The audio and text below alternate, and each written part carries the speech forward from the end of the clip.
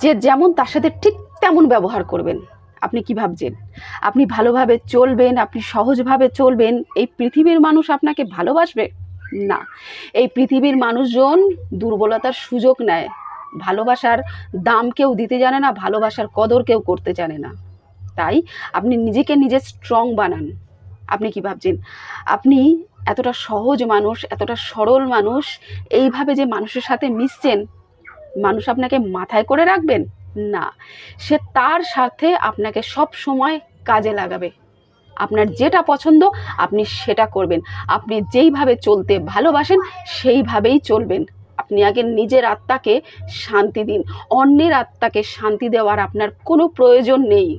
আপনি কারোর জন্য যত ভালো করুন না কেন, একবার একটু আপনার কাজে খুঁত পড়ে যাক, কমতি পড়ে যাক, সেই পূর্বের ভালো কথাগুলো ভুলে যাবে।